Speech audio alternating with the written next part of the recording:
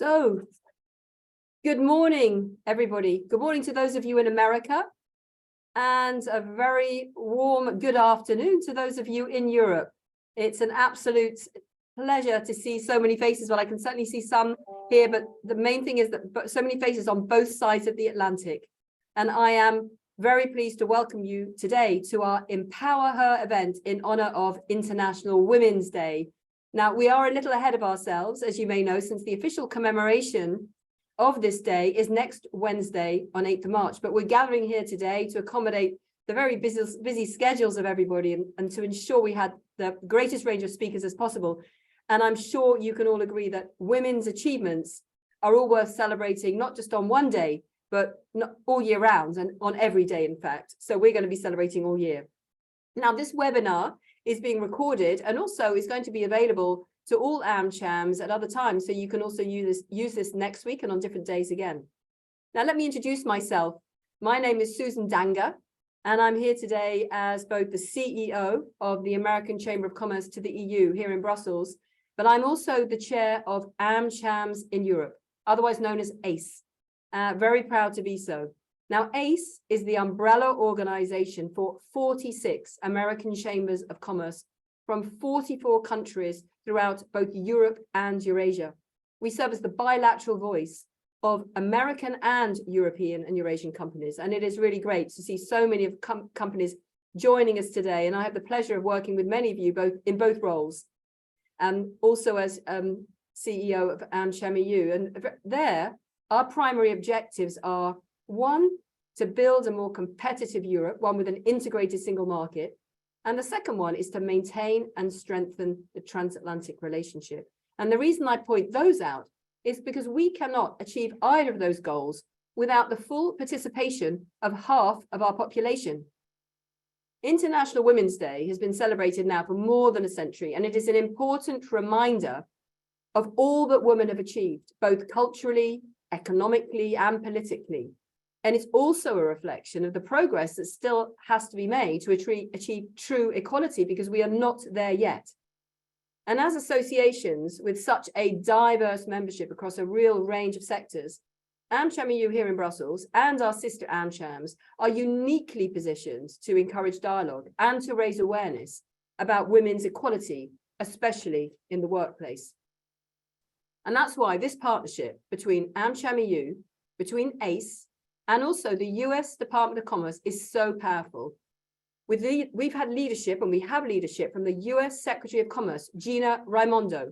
And with her, we created this joint Empower Her initiative back in March 2022 when it was launched, to bolster women's economic empowerment, equality, and entrepreneurship within our communities. And a key part of this initiative is having companies and AmChams in the ACE network to sign a declaration of support to symbolize their commitment to empower women.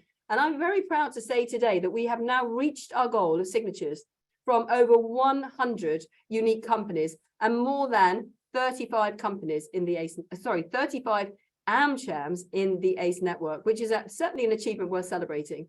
So congratulations to everyone who's listening in and involved for making it happen. But still, the work is far from over. And I don't need to tell anyone in this webinar how important it is to promote women's advancement, especially in international trade. It's good for business, and it's also the right thing to do. Many American companies are already hard at work creating and implementing programs that improve the business environment for women. And we're going to hear about some of those later today. But what you might not know is just how needed your efforts are. Did you know that a mere 8.8% of all Fortune 500 companies have women as their CEOs? And women represent only 5.4% of all CEOs globally.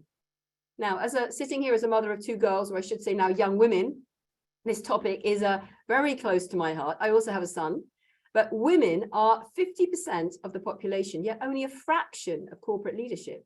So this is really not much of an example to them. We can do better. And I have not even started there on the women who still do not have even access to even think about achieving these positions, those who haven't got the education to even get there. Let's not even start on the women in Ukraine, who are also trying very hard to just break out and start their own businesses. There are so many challenges we have to face. Equity is a key part of what it means to respect human dignity and one of the transatlantic values that really unites both the public and private sector. And knowing that so many of you, I can't see you unfortunately, but I know so many of you are here today to stand up for equity, and this is such an important start. As I said, none of this would be possible without the commitment of the US Department of Commerce, a partner that shares these transatlantic values. And that is why it is my honor to welcome today the department's Undersecretary of Commerce for International Trade, Marisa Largo. A warm welcome to you, Marisa. In her role, she leads the federal government's efforts to assist American businesses in international markets. She enforces fair trade policies, encourages travel and tourism to the United States, and promotes American products and services overseas. In just a moment, she's going to tell us about the department's vision for equality and how companies can move the needle on women's participation and leadership in international trade. And after that, we'll hear insights from a panel of private sector leaders, and welcome to you all, ladies. Finally, we'll end with a discussion about the takeaways from today's event. I very much look forward now to hearing from all our guests. And with that, would step aside if you were here, Undersecretary, but I'll move aside on the screen and hand over the floor and the screen to Undersecretary Largo. Over to you. Thanks so much, Susan. And I just love the idea that every day is Women's Day. That's the future that we're all working to get to. I so appreciate the opportunity to share what we're doing at the U.S. Department of Commerce and specifically at the International Trade Administration, or ITA, because we are so aligned with the goals that you outlined for the Empower Her initiative. I also think that while you gave the statistic, it is worth repeating it. We had set ourselves a goal of having 100 companies signed on to the Declaration of Support by May of this year. Here we are on the 2nd of March, and we've reached that goal. So we need to celebrate this result, but at the same time, we know that we have to continue striving to do more to ensure that we're harnessing the power of equity to drive prosperity in all of our communities. So at ITA, we are committed to leveling the playing field and boosting the competitiveness of U.S. companies and their workers in global markets. But we know that our efforts are going to fall short if we don't extend this opportunity to all businesses. We know that companies engaging in international trade earn more, they pay higher wages, and they're less likely to go out of business than those that don't export. But Susan, given that reality, the statistics that you gave are sobering about how much less likely women-owned businesses are to export than their male-owned peers. So let me give you a couple of concrete examples of things that we're doing here at the Department of Commerce. This past fall, I led the department's first ever woman-focused trade mission. We went to the Netherlands, to Portugal, and France, traveling alongside more than a dozen incredible female tech executives. This trade mission focused on expanding opportunities for women in technology, not only creating business connections, but also fostering networks of support and advocating for more women in labs, in boardrooms, in C-suites. We were greeted in each of the 3 countries by the ambassadors, all 3 of whom were women. But as exciting as this trade mission was, it was more than just a chance to showcase innovative women-led tech companies. It also offered a valuable opening to advocate for expanded opportunities for women in tech and to share approaches to creating spaces for women to thrive on both sides of the Atlantic. Now, a few weeks after this trade mission, I returned to Europe, traveling to Germany, where I was able to participate in AmCham Germany's Transatlantic Business Conference. And during the conference, it was such a pleasure of participating in an incredibly candid and inspiring Empower Her lunch, which was so expertly moderated by AmCham Germany's president, Simone Mennet. I find it invaluable to hear directly from women entrepreneurs and women business leaders so that I can better understand, but importantly, then act on their unique needs and challenges. So for that reason, I make it a point to hold an equity-related event whenever I travel, and I travel near constantly in this role. These events very frequently focus on expanding economic opportunity for women and supporting women entrepreneurs. At each of these engagements, I come away impressed and energized by their eagerness to participate, to be part of creating a more equitable future. ITA's efforts to empower women, however, extend beyond the events. We're working to empower women through developing and implementing programs that support women and women-owned businesses. To this end, in August, we launched our first ever Women's Economic Empowerment and Entrepreneurship Strategy to leverage existing activities, but also to provide a strategic framework for future efforts, from incorporating gender considerations into all of our programs, ensuring intersectional approaches, and encouraging allyship across the Department of Commerce.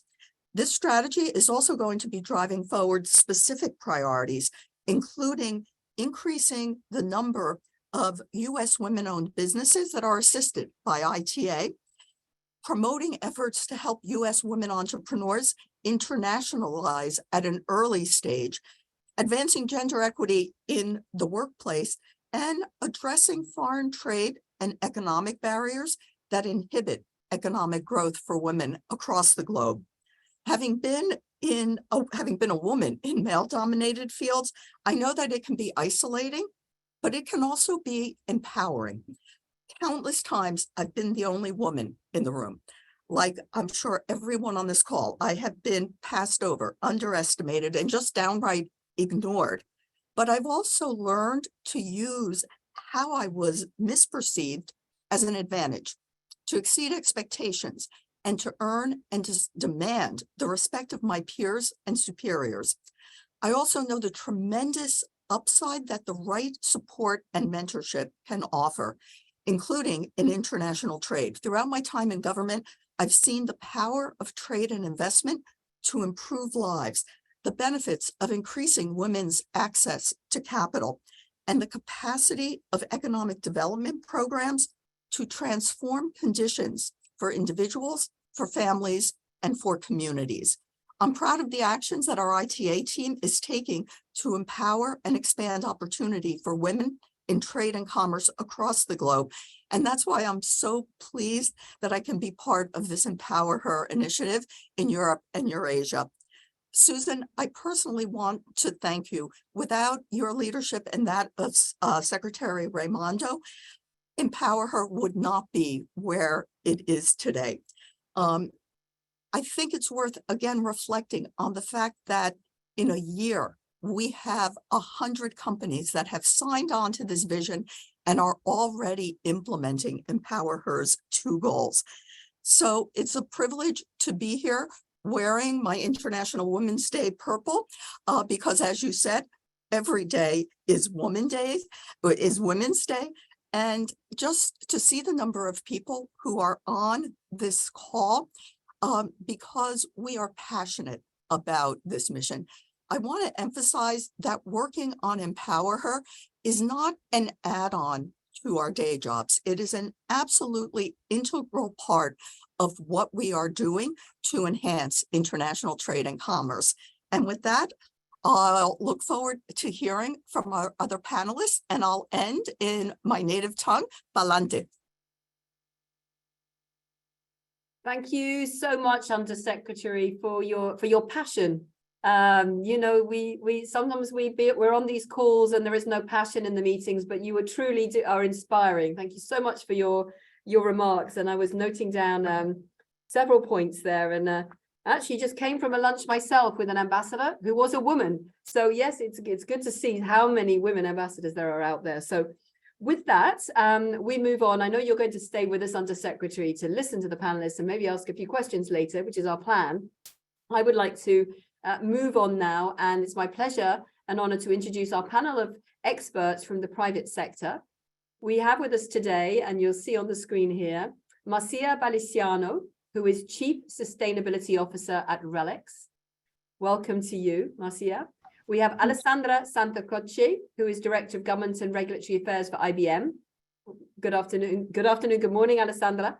And we also have Wala Alami, who is Vice President for Global Influenza Lead. She's the lead at Pfizer. So a real range of sectors here and also nationalities. And I know you're sitting all over the place, New York, Brussels, Italy. So welcome to you all.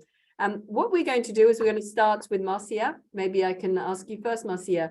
And, talk, just a few minutes, about 5 minutes, and tell us a little bit about, who is your company and why is gender diversity so important? And why is it important to your company, to your business? And I think importantly for our audience today, can you give us some examples of what you're doing? And I'm going to ask all the panelists to do that. And then at the end, we'll have some questions. So firstly, over to you, Marcia. Thank you. Thank you, Susan, and thank you to the Undersecretary and to my fellow panelists. It's an honor to take part in this discussion today.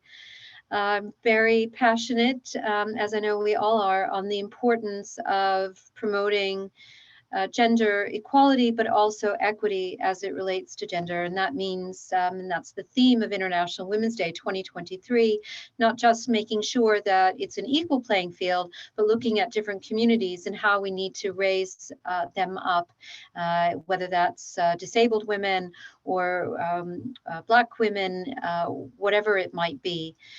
You asked about our company. So we are RELX. We are a company of 37,500 people operating around the globe with a strong presence in Europe, but also the United States. Amongst 40 other countries. And we are focused very much on our unique contributions to society. So that includes ensuring that we fight fraud because we're all about data and analytics that can make a difference. And that includes ensuring that we use those products to help along the lines of financial inclusion, to help people who might not be credit visible to get access to credit through our risk business, but it's also about our science business, Elsevier, and focusing on improving health outcomes. And one of the ways as it relates to gender that we're doing that is through looking at the impact of women in science, which they have typically not had equal representation in terms of their scientific output. So how can we support them in doing that through research? But it's also looking at how science has not, and particularly as it relates to health, drug discovery has not factored in how that affects women. And so our colleagues have recently developed a full anatomical model for women that can help researchers in that quest. We also have LexisNexis Legal and Professional, which is focused on promoting the rule of law and access to justice. And we do that in a number of ways as it relates to promoting women in the legal community. We support the International Bar Association's work on senior women in the law as they do the first longitudinal study looking at senior women and how that can be something that we can look at how they're developing through their careers and supporting them in doing so. And then we also have RX, which is our events business. It's one of the world's largest face-to-face events companies. It's everything from Comic-Con to World Future Energy Summit. And so how can we use those communities to support women? And that is something that my colleagues are actively looking at. But a common denominator for us is around women in technology. And we know that we need women to be at the table and to support them. And so we have a Women in Tech program where we match women to senior leaders in technology. And very excitingly, that includes women who are tech leaders in our business to help them as they progress in their careers. That's really essential that they have role models to look at and that we not only do mentoring, but we also do advocacy to help them to call them out and recognize their contributions and help them to advance. And advocacy is also something that's incredibly important to us outside of our company, using our resources and skills, those unique contributions. And the Sustainable Development Goals are central to us at RELX. We set goals that we put in the public domain. So just last week, actually, you can see our annual report, which includes our public commitments on corporate responsibility, and that includes our inclusion goals. But it also shows that those goals are linked to the SDGs, and the SDGs include gender equality. And we cannot achieve gender equality if we don't and make a significant impact on the SDGs if we don't factor in performance on SDG 5. So without that, we won't achieve all the rest: good health and well-being, no poverty, SDG 1, zero hunger, climate action, SDG 13, etc. So one of the things that we did in 2017 is we released a free resource for the world called the RELX SDG Resource Center. And just this morning, I looked to see if you type in gender equality, how many resources you come up with, and there's over 400. This is freely available for the world. There's also a news tracker on the homepage, so you can get up-to-the-minute news on gender equality. And just when I looked a moment ago in preparation for our discussion today, I found, for example, United Nations Economic Commission for Africa, and a news story that just came out at 1:45 this afternoon GMT on young African girls innovating to tackle climate change. So we're about sharing our resources, sharing knowledge, and that is something that's really critical to us. And I look forward to talking more about that as we advance in the panel today. Thank you. Thanks so much, Marcia. I think it's a really interesting take on, actually what the company is doing in terms of its products, in terms of advancing, using that data to advance gender equality. I'm sure we're going to hear examples about what the companies other companies are doing with regard to their own employees. So I think it's a really interesting angle, and certainly thanks for the resource, which I'm sure will be noted by the listeners and everyone who's working. We look forward to, I look forward to looking at that too. So thanks, Marcia. Let's move on. Let me move on to Alessandra. I don't know, are you in Italy, Alessandra? Hi. Yes, welcome to you. And again, Alessandra is with IBM, and we're looking forward to now hearing what you are doing there at the company. Why should we even promote gender diversity in women's leadership, and what do you actually do at IBM to do so? So thanks for giving us your take on this. Thanks a lot.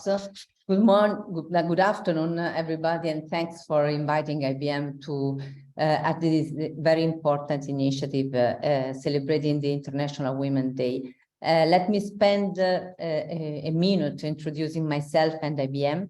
I'm Alessandra Santacroce. I'm the Government Regulatory Affairs Director at IBM Italy. I joined IBM in 2008, and let me tell you that I'm proud to be part of a company that first in the world and continuously since 30 years, 1930, has put gender parity and respect for diversity in each dimension at the core of its values. Change and innovation have always been at the core of IBM strategy. Today, IBM is present in more than 170 countries and across the globe. And today, we can describe IBM as a leading provider of global hybrid cloud and artificial intelligence and consulting expertise, supporting its client in their journey of transformation in close cooperation with the ecosystem. I also want to catch the occasion to recall the strong collaboration with the AmCham D&I working group, which is very important for IBM here in Italy and all over the world, as well as the strong collaboration we have with the US Embassy and US Consulate here in Milan, including the support we had the opportunity to give to the minority business focused trade mission in Italy, which is another dimension of diversity, but very important for all. So going back to the topic of the discussion, I would say that we have a lot of numbers, but key figures confirm, and Susan was mentioning some of them, the need of an even greater effort to get a real woman empowerment today. And while optimism about progress has grown over time, gender parity in leadership is actually farther away. Some numbers, Susan has also already mentioned some figures, but I want to recall some of them. 18% is the average percentage of women serving as top leader in their organization. 79% are the organizations not prioritizing the advancement of more women into leadership roles, and 90.5 is the number of years it will take to reach global gender parity. This number is differently interpreted, but it's a very important number, I believe. Moreover, exactly yesterday, IBM, in particular IBVU, which is a center of study of IBM, published a very interesting report about women's empowerment. I will provide you the link later. But it's really interesting. One of the main highlights the report includes the fact that while optimism about progress is growing because there is an increased awareness, gender parity in leadership is actually further away. This study, it's interesting because it's also proposing a roadmap for public and private sector to speed up the process toward the women empowerment. And the same report is underlining a very important concept, according to my view, that gender equity is not a women's issue. When women succeed, everyone wins. That's the idea. And in fact, we believe that women empowerment is not just a matter of fairness or equity. It is a key challenge for pursuing a sustainable growth more in general. And several statistics based on a very important study recently published are showing the strong correlation between the women's and diversity leadership and the business performance. Just to recall some of them, there is the connection, the correlation between financial performance, which is plus 27% when there are female leadership. According to BCG, there is a higher percentage of innovation, and Forbes found that inclusive leadership teams make better business decisions up to 87%. So these are very important data. And going back to IBM, let me say that in terms of diversity and women empowerment, we have an historical commitment starting in 1930. And women at IBM have always contributed to the advancement of the information technologies as well as to the success of the company. And because we believe that diversity means innovation and more affordable solution for the world. And innovation represents the answer to the biggest challenge to the world. Since this 1930, today we are continuing this direction. We believe that the education, especially STEM disciplines, culture, and networking are the three ingredients to bridge the gap for women empowerment. And this is exactly the perspective that lead our activities, both internally and externally. So just to share with you some concrete examples, due to the time, I cannot go into details, but internally, we are working in several initiatives to support talent, to draw a development process. We have a very important project called Elevate program, which support the talent to grow and to achieve leadership position, creating a pipeline, because this is another important aspect that we have to consider for women empowerment. We have here in Italy, Women in Tech, which is an initiative aiming to promote STEM and technology among the women. And at IBM, we have established the Women's Executive Council, which is a global initiative which is deployed in each countries, aiming to create opportunity for women inside the company, promoting mentorship, promoting networking internally and externally, and supporting the peculiarities of women in the organization. Looking outside, if we want to mention some initiative, external initiative, we have the participation with the AmCham, the DNI group, but also we are working with Valore-D, which is a companies association focused on women's empowerment and more in general diversity. We are working on STEMiamoci, the STEM initiative to promote STEM, especially in the secondary school, the first primary and secondary school.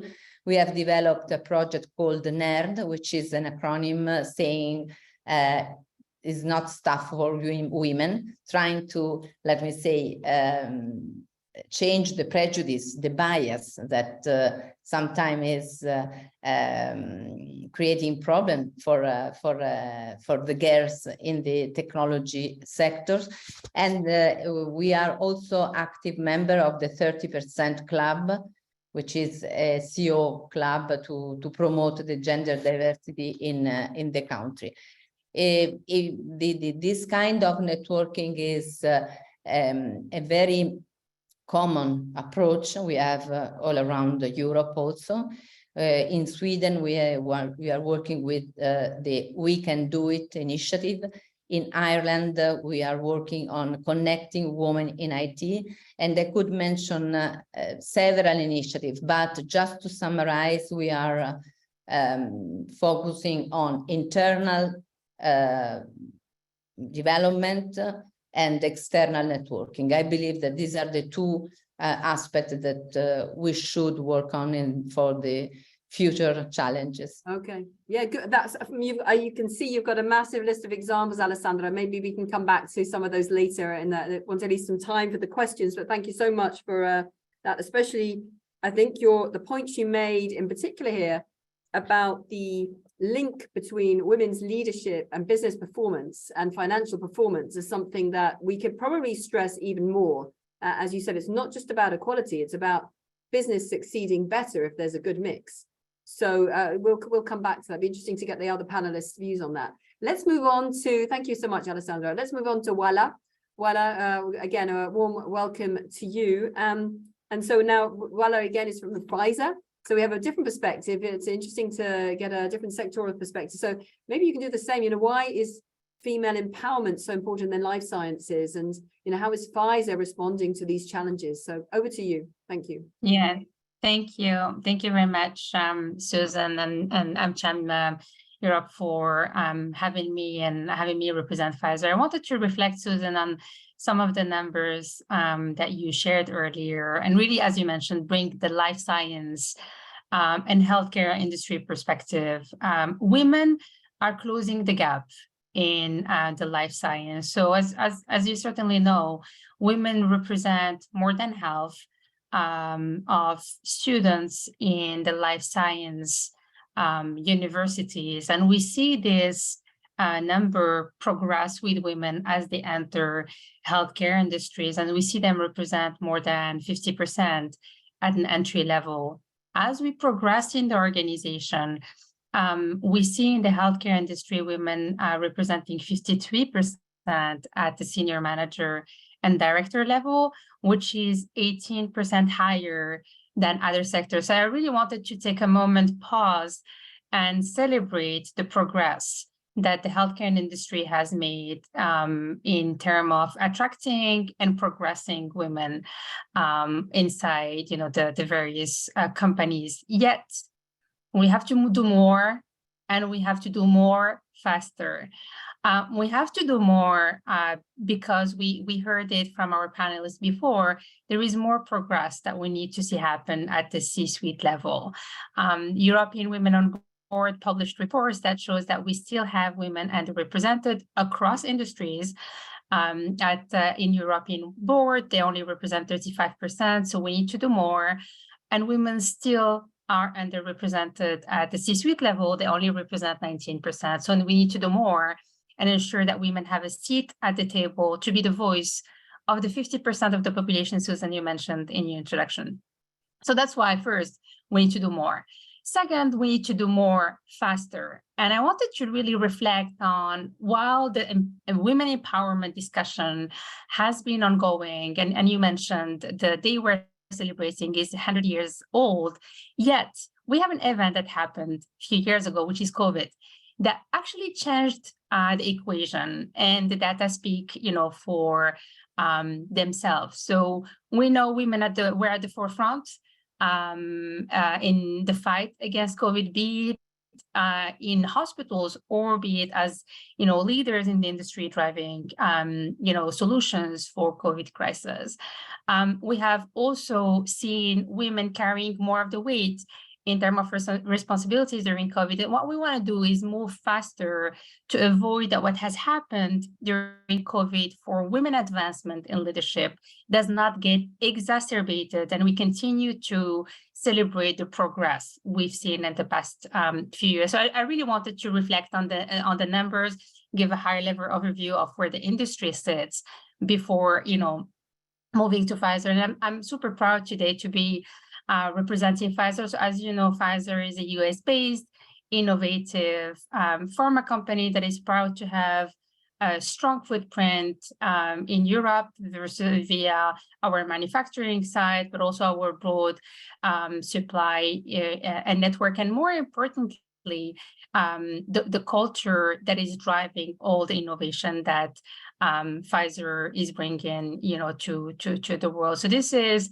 driven by a culture that believes in the power of diversity, equity, and inclusion as a driver to bring innovation and accelerate this and catalyze this breakthrough thinking that is helping us to bring the breakthroughs that we believe change patients and people life. And Pfizer commitment to gender equities is not new. So we are aligned in terms of women empowerment on the AmCham goals, Susan, that you mentioned earlier, but we have also established parity goals back in 2019, where the aim is for Pfizer to have women representation at the VP level and above exceeding 47% by 2025.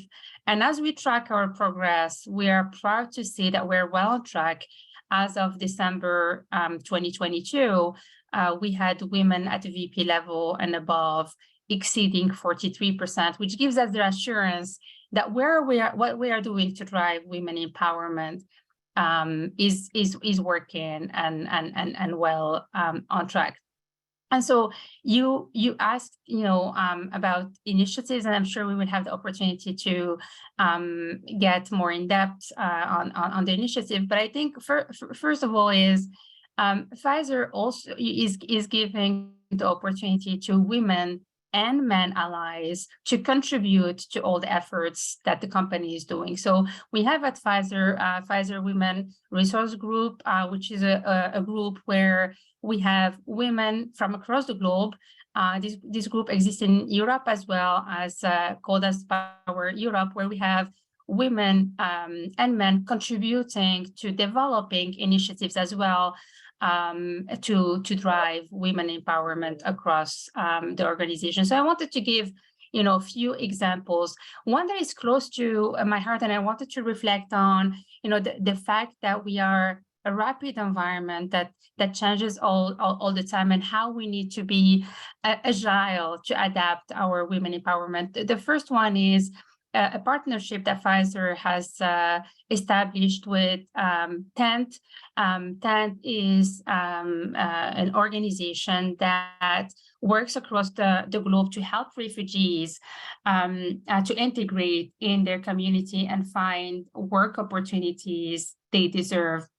And so Pfizer embarked on this partnership with the goal globally to have 500 refugees hired at Pfizer and supported with mentorship at the global level. We have the same initiative happening in Europe, and we are proud to see the progress of the pilot established in France, Germany, Italy, where we have more than 110 women being mentored to help them, deal with the crisis that the political instability is created, and still leverage their strengths and support them to fully unleash their potential and continue to contribute to the society. So this is one example of external partnership, but we also have several programs that are supporting women advance in their career. In Europe, we have launched more than 12 years ago a program called FATE, for female aspiring leaders, talent in Europe, that supports women through mentoring, coaching, and tailored leadership sessions to help them advance throughout the career. And the most important thing that we see in this program is the value it brings, because it helped women progress 3 times faster, in their career journey. We have similar programs across the region, because we believe in the power of developing women, but capturing the unique culture element that exists in different regions. So we have programs in Africa and Middle East called LAFTA that really embrace the cultural difference and still design leadership programs that help women develop and grow in line with their aspiration and add value to the breakthrough making that Pfizer is embarking on. And we have women inspiring women. I mean, I can go on and on and on with examples, but I will leave this for the conversation discussion. Yes, thank you. Thanks, thank you very much. Voila. So actually let's try and have a bit of a conversation now about this. Thank you so much for the figures there, which are always pretty remarkable, both encouraging, I have to say. So congratulations again to Pfizer for making those advancements. So we should celebrate that. But at the same time, what your points about we still need to do more, and the fact that we need to do it faster, refers back to, I think, Marcia's comment about 93 years. Someone quoted the 93 years before we achieved gender parity, or maybe it was Undersecretary Lago, in fact. I'm not sure who said that, but it's not important who said it. Perhaps I can throw out a first question, and then we'll go to Undersecretary. I know you have some questions probably too. I think I can follow up on the sort of cooperation across Europe. You're all multinational companies. How closely are you working? How joined up are you in these initiatives? At the end of this session, before we leave, I'm going to give you some examples of some of the projects that are going on with all the AmChams around Europe on Empower Her. But I'm just interested to know how closely you work together as teams across countries, and maybe, which are the regions or which are the countries where more work does need to be done I'm talking about our region over here, Europe and Eurasia. Perhaps I go back to Marcia, to you, to sort of give us a sense of that cooperation within the company across regions, and which region stands out as perhaps needing a little bit more help. Absolutely. Well, we know that employee resource groups are really a fantastic way, and I'm thinking about the colleagues who are on the call today, that can be a really useful way of networking. And Wala mentioned similar networks at Pfizer, and I know at IBM with Alessandra as well. That's how we can hear from one another across regions. That's really important.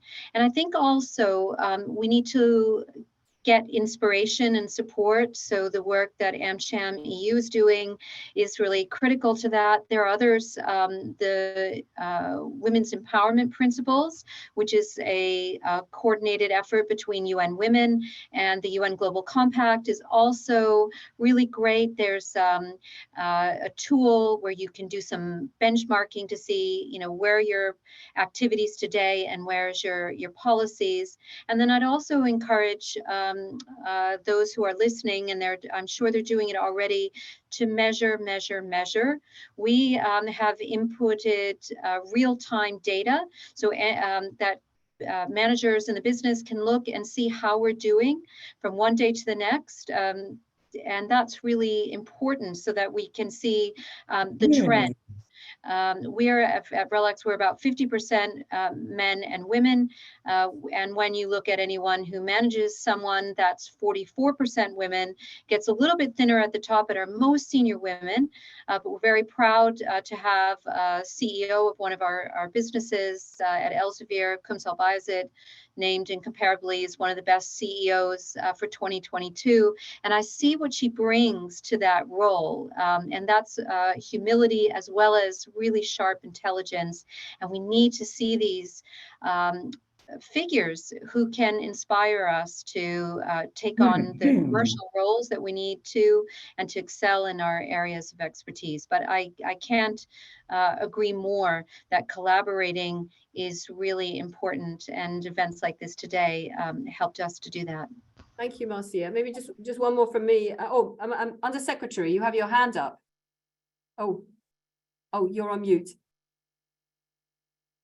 No, I'm sorry, that was a mistake. No problem. No, that's good. Yeah. Let me just ask one follow-up question, and then we'll turn to the Undersecretary for questions.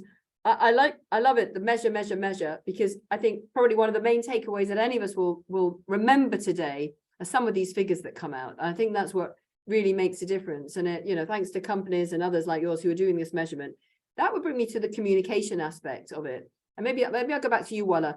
Do you think are we doing enough to communicate it? Do you think, or is there a part of the population that just gets tired with these figures coming out and here they go again? Are we doing enough to communicate these figures, or should we be doing more? And if so, what are you doing? What's the company doing? And how much more can we do to get the measure out that actually it is still going to take 90 years? And actually these figures are still a massive gap. Thank you. Yeah, that's a great question, Susan. I think, first of all, I agree. We can only progress at things that we measure. So if we don't measure, we cannot make progress. Are we doing enough in communicating? I don't think so. I think when we're looking into where we are, cross sectors, across industries, we need to communicate more until we achieve our goal. And once we achieve our goal, we will need to communicate more to sustain our goals. Because as I have mentioned earlier, things are not static. We only needed an event like COVID to take us back many years. So you mentioned the 93 years, that was before COVID. If you factor in the impact of COVID, we will have to do more. Second thing is culture, generations. We are not, everything changes continuously. So I don't think a recipe that we used 10 years ago to move the needle on women in empowerment will continue to be the same, because of how the environment changes. So we have to stay nimble, agile, get new insights from the discussion, as Marcia mentioned, with women and men, to be able to continue increase awareness and adapt our strategy to make progress. So my answer to your question is, we communicate a lot, but we need to do more and be agile and nimble in adjusting how we communicate to the X generation. Z generation is not how we used to communicate to baby boomers. So we will always need to think about how relevant is our message today across generation, across cultures. What is it that we can do differently? What is it that we can do more to continue make progress? Okay, thank you, Wala. Alessandra, we'll come back to you later. I'm going to just invite the Undersecretary Lager. Would you like to put out a question to any of the panelists? Thank you. I welcome the opportunity, and just an observation. I've been struck by how much we are focused on statistics, on numbers, on measuring. And I think that one of the challenges is the aggregation, because I do think that the whole is greater than the sum of the parts. I was heartened by a reference by Marcia's reference to SDG 5. I think many of us know a number of the SDGs, but everyone knows SDG 5 as one way of grounding ourselves. I also, given the diversity of AmCham EU's memberships, I wonder how we tailor. The women's event that I held in Uzbekistan was very different from the one in Amsterdam, where we went into a discussion of neurodiversity. In many countries, however, there's only one element of diversity. And so I wonder how you think, in addition to evolving from my discussions of diversity in the early 80s, which were so different from today, how you think about opportunities for expanding the discussion of diversity to embrace other elements of it, which I think is helpful to the cause of gender diversity. And if I could toss that over to you, Alessandra. Thank you, Ms. Undersecretary. I think that is true. I think that we are in a changing environment, and it's the women empowerment should be managed looking ahead. I believe that, for example, as a company, as IBM, we are obviously working inspired by global values, but we are working with a local culture. We have to think about different contexts. So we will respect our value, but we should be ready to understand the different contexts in which we operate and different culture. This is very important, because what is, let me say, a progression in terms of empowerment in a country, in UK, for example, is not the same in an Asian country, for just to give an idea. And I believe also that there are relevant differences across industries. I believe that this is a very important thing. We listen about Pfizer, pharmaceutical, but I was thinking about manufacturing, which is very different in terms of women's presence. So I believe that we should differentiate the approach, keeping obviously very clear common objective, but having the ability to modulate message and actions according to sectors, regions, and even historical moments, if you think and also thinking about the future, because the business model we are used to think today will be very different in the future. If you think about the COVID implication, introducing flexibility, introducing a different way of working, has created different context. That could be a great opportunity for diversity, but it could be also a great risk, because we know that during COVID, women's were the most affected part of the population. So I believe that the challenge of the future will be the balance between strong principles and update to the evolution, to the transformation. That's important according to my view. Thank you. Undersecretary Lager, did you have any other questions or no? No, back to you, Susan. No, let's leave it there. I'm going to just, before we, I want to, please don't tune out yet, because I'm going to announce all these upcoming Empower Her events, but maybe just to do a closing round, literally 30 seconds each, not more. I'm going to ask you a fun question. I don't know if any of you have daughters or not. Maybe you do, maybe you don't. Maybe someone else, a friend's got a daughter. I certainly have 2 daughters. Maybe what advice would you give if you had to your daughter today? Just say, this is the advice I give you for getting on. This is in the world today to achieve women's equity. What sort of word of advice would you give a young woman today trying to embark on a career and make her way in the world. Who shall I start? Who would like to give it a first go? I can Voila, go. voila, I'm going to go with Yeah, you. Just to I can close. go. I can go, Susan, and I can go because I have a 10 years old daughter. And we just had this conversation a few days before me traveling to New York about, you know, women juggling work and life. And so what I'm trying to raise her with is a 2.0 version of the messages that my mother gave me, because I think they are more adapted. First of all, I want her to aim high, you know, and aim high from a young age so that she thinks about the choices she makes for her education without any mind barrier. And I think that's first element that I'm trying to nurture without putting too much pressure on her. Second is to remove any bias from her own mind, because I don't want her to be sabotaging herself. Anyone who has a bias has an issue, but not her. So I want her to disconnect between the bias that is external and her own self-sabotage, because we know female can sometimes self-sabotage themselves. And the third element is to go, you know, with the possibility to fail, but embrace failure as a way to be better. And I think it's the Undersecretary that really mentioned this in her comments. So I want her to be prepared, because the world is not only through roses, but it's a nice journey that just makes us stronger. So Yeah. these are the three No, I think values. thank you very Yeah. much. You've probably done the job of everybody here. I'm going to be really strict here now, and I'm going to go to Undersecretary as well. Literally, sort of because thank you, Wala, those were inspiring. Literally a sort of 10, 15 second, even a one word. Marcia, a few words of advice to someone's daughter, yours or other.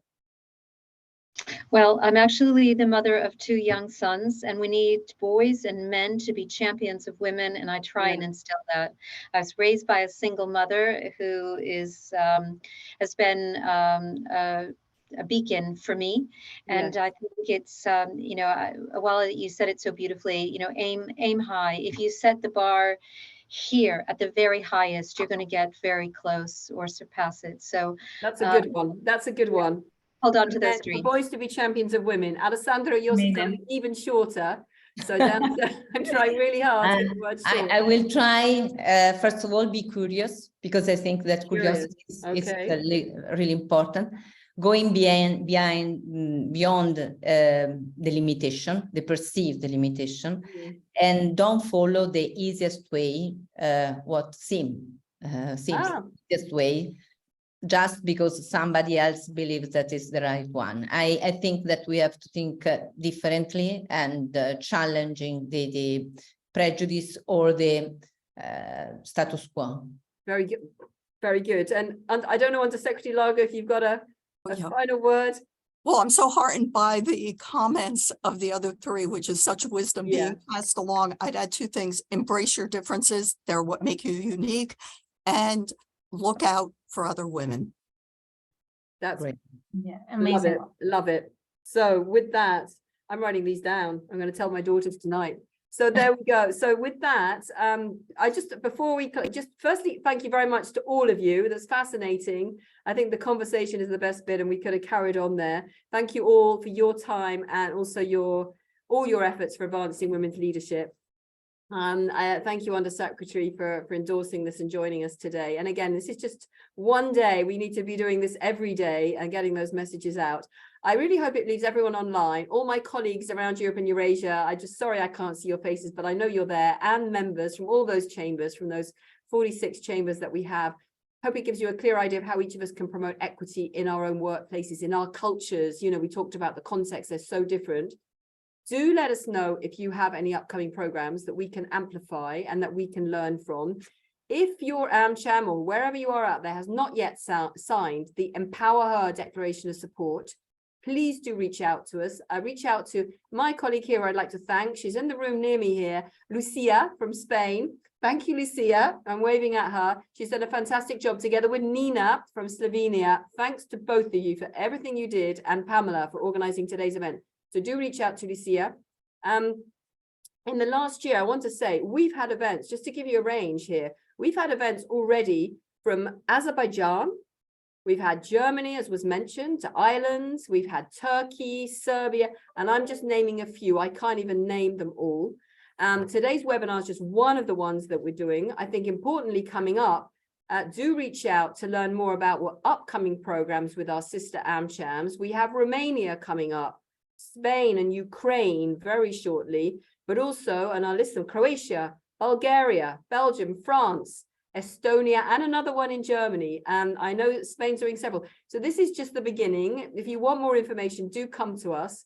We're really glad to have each and every one of you with us as we move forward. And with that, I'm just looking, embrace, well, yeah, look at the aim high. I think I'm going to go with the first one here. Aim high, everybody. Let's do more. Let's do it faster. And I think that last one, women need to look out for other women too. Let's not forget that. That's sometimes something we do forget. So with that, happy International Women's Day, everybody. Thank you so much, Under Secretary. Thanks, everybody. See you very soon. Thank you for having that. Bye-bye. Thank you. Bye. Bye. Bye-bye.